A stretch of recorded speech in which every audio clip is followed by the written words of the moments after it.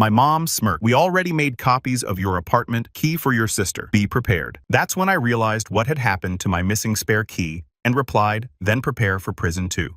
I'm 29M and I'm absolutely livid right now. I need to get this off my chest because I genuinely cannot believe what my family has done to me. I've been sitting in my apartment for the past 3 hours, staring at the new locks I just had installed, and I'm still shaking with anger.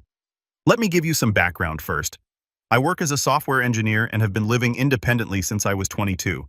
I bought my own apartment 2 years ago. No help from family, just my own savings and a mortgage I'm paying off myself. It's nothing fancy, but it's mine. I worked incredibly hard for it, pulling 60-hour weeks and living off ramen to save for the down payment. My sister Emily, 27F, is the golden child, always has been. While I was working my way through community college and then state university, she got a full ride to private school, courtesy of our parents, Robert, 55M, and Patricia, 53F. When she graduated with her communications degree, they bought her a car. When she couldn't find a job in her field, they let her move back home, rent-free. When she finally got a part-time job at a boutique, they celebrated like she'd cured cancer. I don't begrudge her the support. I really don't. What I resent is the constant comparison and the expectation that I should be as generous with her as they are. James makes good money. They say James doesn't have kids to worry about. They say James should help family. They say 3 weeks ago, Emily's roommate situation fell through. She'd been living with her boyfriend Tyler, but they broke up after she found out he was seeing someone else. Instead of moving back with our parents, she decided she needed independence and started apartment hunting. The problem, her part-time boutique job doesn't exactly cover Seattle rent prices. My parents called me 2 weeks ago with their solution. Emily would stay with me temporarily while she looked for a place. I said, absolutely not. My apartment is my sanctuary. I work from home 3 days a week. I have my routine, my space organized exactly how I like it. And frankly, Emily and I have very different lifestyles. She's messy loud and has no concept of boundaries. The last time she visited for a weekend, she ate all my meal prep, left makeup stains on my bathroom counter, and had friends over until 3 a.m. on a work night. I thought I'd been crystal clear. I said no repeatedly and offered to help her look for affordable places instead. I even offered to lend her money for a security deposit as a loan with a written agreement. But no, that wasn't good enough for my parents. They insisted family helps family and that I was being selfish with my extra space. For context, I have a 2-bedroom apartment. The second bedroom is my office where I literally work and have thousands of dollars of equipment set up. Fast forward to yesterday. I came home from the gym around 7 p.m. to find Emily in my living room surrounded by boxes and suitcases. She was literally unpacking her things into my apartment. My parents were there too, helping her move in. Acting like this was completely normal. I cannot adequately describe the fury I felt in that moment. The violation, the complete and utter disrespect. When I demanded to know what was happening, my mother Patricia just smiled and said, "We knew you'd come around once you saw how much Emily needed this." My father Robert added, "Don't be dramatic, James. It's just temporary." Emily, meanwhile, was already talking about how she was going to brighten up my bachelor pad and how we could have sibling bonding time. She'd already put her toiletries in my bathroom and hung her clothes in my office closet. I told them all to get out.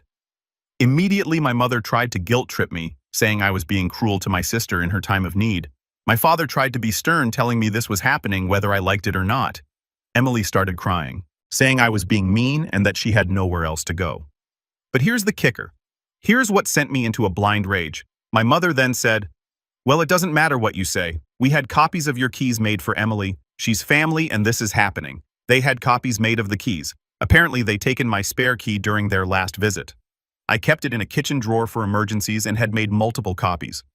They gave Emily her own set and kept a set for themselves. They literally planned this behind my back, knowing I'd say no, and decided to override my autonomy as an adult. I lost it. I told them they had exactly 10 minutes to get everything out of my apartment, or I was calling the police. My father laughed and said I wouldn't call the cops on family. So I did. I called 911 right there and reported a break-in in progress. That got them moving. By the time the police arrived, they were loading Emily's things back into their car with my mother crying about how I was tearing the family apart. I explained the situation to the officers. They couldn't do much since technically no crime had been committed. They had a key even if obtained without permission, but they did tell my family to leave and not return without my permission. The officers also recommended I change my locks immediately and consider security cameras. So that's what I did. Last night, I called an emergency locksmith and had every lock changed, front door, back door, even the windows. It cost me $400, but it was worth every penny. This morning, I installed a Ring doorbell and security cameras covering all entrances. I also called my building's management company and explicitly revoked any permission for my family members to be given access to the building or my apartment for any reason. Then I sent a group text to my parents and Emily with a photo of the new locks and a clear message. I have changed all locks and installed security cameras. Any attempt to enter my apartment without my explicit permission will be considered trespassing and will be met with legal action. I am also prepared to file for restraining orders if necessary. What you did was not just disrespectful. It was a violation of my privacy, my autonomy, and my rights as an adult. I pay for this apartment. My name is on the deed. You have no right to make decisions about who lives here. Emily. I'm sorry your living situation fell through, but that doesn't entitle you to my space. Mom and Dad, your favoritism and manipulation have gone too far this time. Until you can respect my boundaries and apologize for this massive violation, we have nothing to discuss. The responses were immediate and predictable. My mother called me crying, saying I was being cruel, and that family doesn't treat each other this way. My father sent a long text about how disappointed he was in my selfishness and how he raised me better than this. Emily posted on Facebook about how some people forget where they came from and turn their backs on family when they get a little success. But I don't care. I'm done. I'm done being the responsible one who's expected to sacrifice for someone who's never had to work for anything. I'm done with my parents' manipulation and guilt trips. I'm done having my boundaries trampled because family. My phone has been blowing up with calls and texts from extended family. Apparently, my parents have been calling everyone, telling them their version of events, where I'm the villain who threw my poor sister out on the street. I've had cousins, aunts, and uncles all messaging me about how I should be ashamed of myself. My Aunt Linda even said, "Your parents just wanted to help Emily, and you're acting like they committed a crime." Yes, Linda. Breaking into someone's home and moving someone in against their will is a crime. It's called trespassing and possibly breaking and entering regardless of family relation. I've had to mute my phone and set up an automatic response explaining that I'm taking a break from family drama and will respond when I'm ready. The only person who's been supportive is my cousin Michael, who went through something similar with his parents, trying to move his brother into his house without permission. He told me to stay strong and that I did the right thing. I'm sitting here now in my apartment with my new locks, knowing I did the right thing, but feeling like absolute garbage. Part of me wonders if I overreacted, but then I remember coming home to find someone literally moving into my space without my consent, and I get angry all over again. This isn't about Emily needing help. I offered to help in ways that respected my boundaries. This is about my parents thinking they can control my life and my property because they're my parents. I know they're going to escalate. I know this isn't over. My mother has already texted saying that I'm no longer welcome at Thanksgiving unless I apologize to Emily. My father has threatened to write me out of his will. Joke's on him. I never expected anything anyway. Emily has been posting passive-aggressive memes about fake family and people who forget their roots, but I'm holding firm. This is my hill to die on. You don't get to invade someone's home and then play victim when they protect themselves. You don't get to violate someone's clearly stated boundaries and then act shocked when there are consequences. Am I the here? Because half my family is acting like I committed murder and I'm starting to question my own sanity. Update 1. 5 days later. Well, I knew it would escalate, but I didn't expect it to happen this fast or this dramatically. I'm updating because I need to document this insanity. And honestly, I need the support because I'm dealing with a level of family crazy I never thought possible. Remember those security cameras I installed? Best $300 I ever spent. They've already paid for themselves in ways I couldn't have imagined. 2 days after my original post, I was working from home when I got a motion alert on my phone. I pulled up the camera feed to see Emily at my door with what looked like a locksmith. I couldn't believe it. I immediately started recording on my phone as backup and called 911 to report an attempted break-in in progress. I then went to my door without opening it and called out, "Emily, you're on camera. I can see you. Leave immediately or I'm pressing charges." The locksmith looked confused and asked Emily if this was her residence. She actually said yes. She told him she'd been locked out by her roommate after an argument and needed to get back into our apartment. I opened the door just enough to show the locksmith my ID and lease agreement. This is my apartment. Only my name is on the lease. She does not live here and has never lived here. She's my sister trying to break into my home.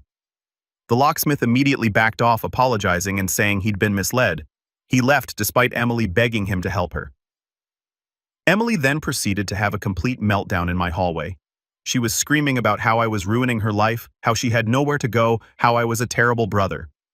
She actually sat down in front of my door and refused to move, saying she'd stay there until I let her in. I gave her one warning to leave, then called the police.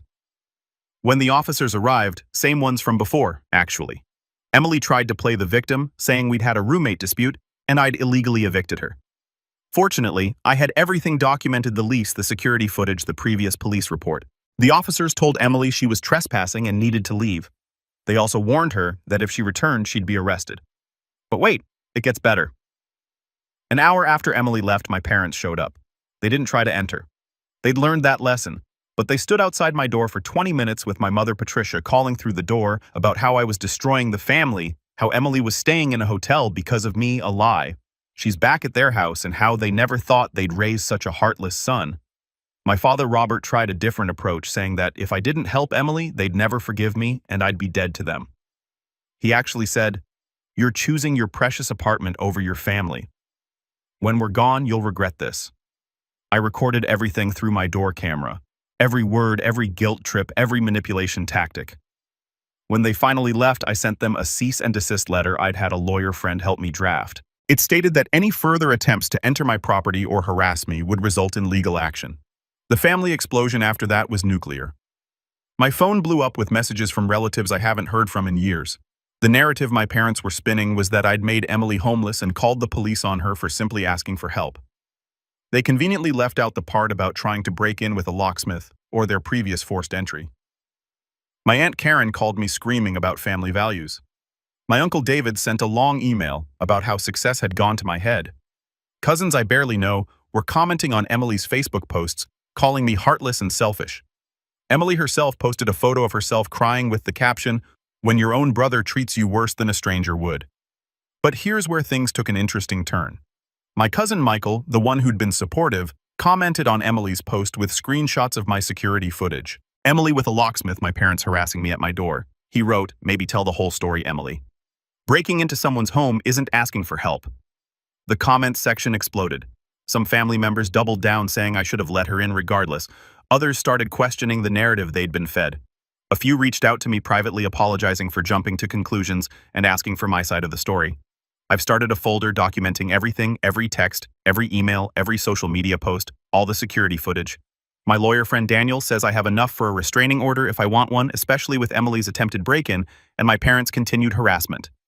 Yesterday, my workplace HR department called me in. Apparently, my mother had somehow found their number and called to tell them I was having a mental health crisis and needed help. She actually told them I was acting erratically and cutting off family for no reason, suggesting I might be a danger to myself or others. Fortunately, my boss knows me well and recognized this as harassment. But I had to explain the situation and provide documentation that I was fine and being stalked by my family. That was the last straw. I've officially filed for restraining orders against all three of them. I also sent a formal letter to my extended family with the security footage and a timeline of events, making it clear that anyone who continues to harass me on their behalf will be cut off as well. The flying monkeys have mostly retreated, though I'm still getting the occasional passive-aggressive message. Emily has started a GoFundMe for her emergency housing situation, claiming she's been made homeless by family. It's raised $200, mostly from her friends who don't know the full story. My mental health has taken a hit. I'm not sleeping well. I jump every time I get a notification, and I've had to take a few days off work to deal with the legal stuff. But I don't regret standing my ground. This needed to happen. The fact that they escalated to literally trying to break in and then calling my workplace shows just how toxic and controlling they really are. I've started therapy to deal with the guilt and stress. My therapist says I'm dealing with a narcissistic family system where I'm the scapegoat who broke free and they can't handle losing control. It helps to have professional validation that I'm not crazy or cruel, I'm just protecting myself. I'll update again after the restraining order hearing. For now, I'm focusing on work, keeping my doors locked, and remembering that I have the right to peace in my own home. Update 2-3 weeks later. The restraining order hearing was yesterday and I have a lot to update. Buckle up because this gets absolutely insane. First, let me back up to 2 weeks ago. After I filed for the restraining orders, things went quiet for about a week. I thought maybe they'd finally gotten the message. I was wrong. They were just regrouping and planning their next attack. It started with Emily showing up at my workplace. Security wouldn't let her in. Thank God I'd warned them, but she stood outside the building for 2 hours with a sign that said, "My brother James works here," and made me homeless. Security eventually called the police and she was issued a warning for harassment. My company has been incredibly supportive and even offered to have their legal team assist with my restraining orders. Then my parents tried a new tactic: welfare checks. They called the police 3 times in 1 week, claiming they were concerned about my mental health and that I might be in danger. Each time officers came to my door. I explained the situation, showed them my documentation, and they left. The third officer actually told me to expedite the restraining orders because this was clear harassment. But the real drama came 4 days before the hearing. I woke up at 3 a.m. to my security alarm going off. I checked the cameras to see Emily trying to climb through my bedroom window from the fire escape.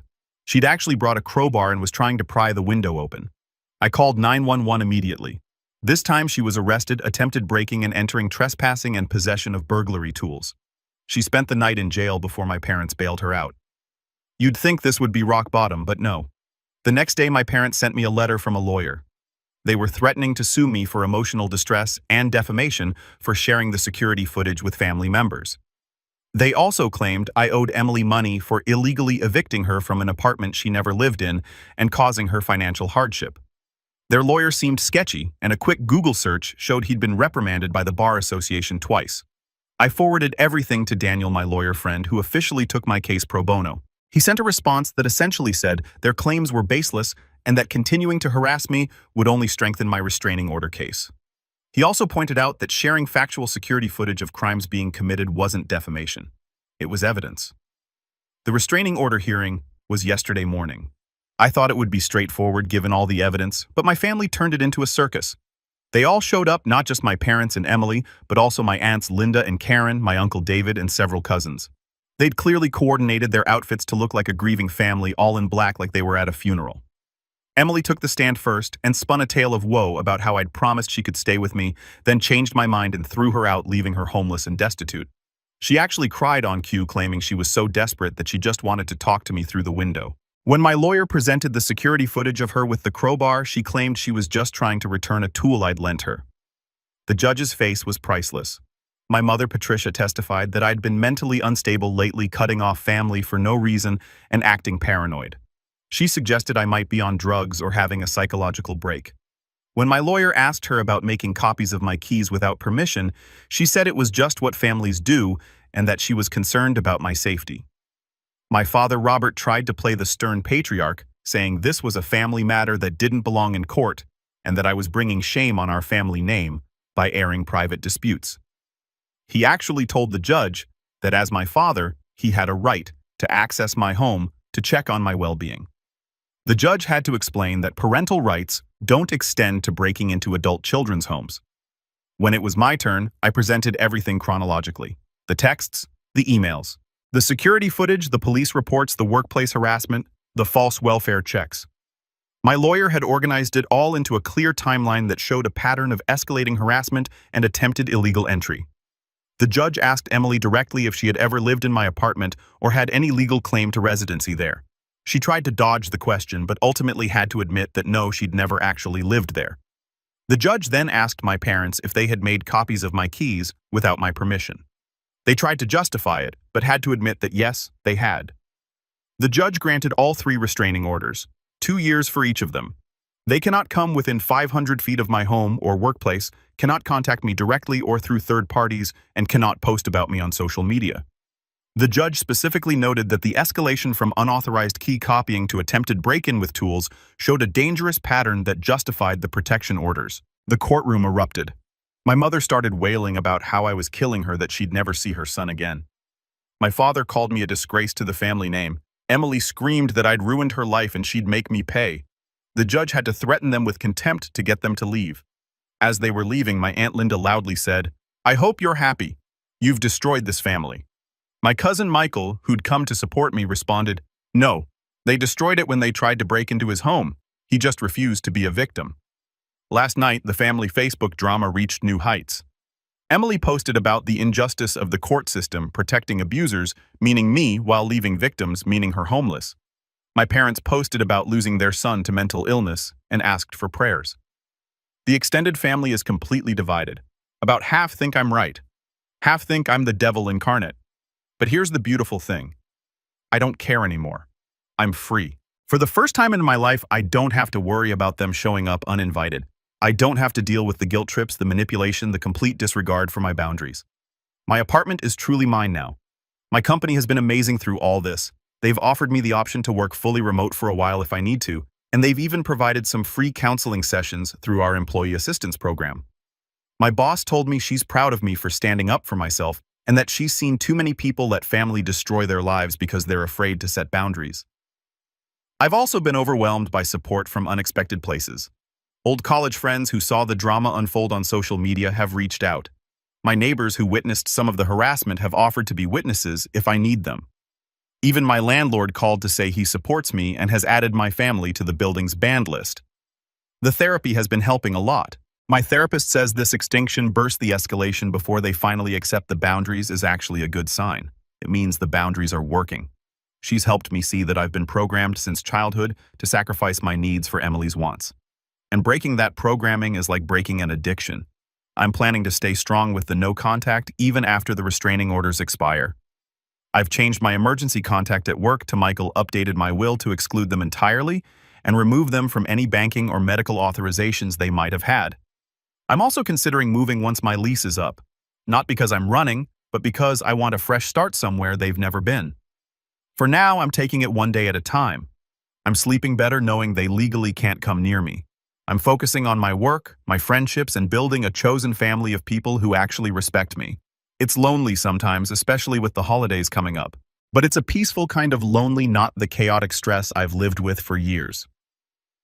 Final update, 3 months later. I wasn't planning to update again, but something major has happened that feels like the ultimate vindication of everything I've done to protect myself. After the restraining orders were granted, life got peaceful, beautifully, wonderfully peaceful. I could come home without anxiety. I could work without checking my security cameras every hour. I could exist without constant guilt trips and manipulation. I started to heal and build a life free from toxic family dynamics. My extended family remained split. Some relatives quietly reached out to maintain a relationship with me, careful not to violate the restraining orders by passing messages. Others cut me off entirely. I was fine with both. My cousin Michael became closer than ever. We now have weekly dinners and he's become the brother I always wanted. About 6 weeks after the restraining orders, I got a call from this district attorney's office. Remember Emily's attempted break-in with the crowbar? They were pressing charges, criminal trespassing, and attempted burglary. The security footage was crystal clear, and with my testimony and the pattern of harassment, they felt they had a strong case. Emily apparently thought the restraining orders meant the criminal charges would go away.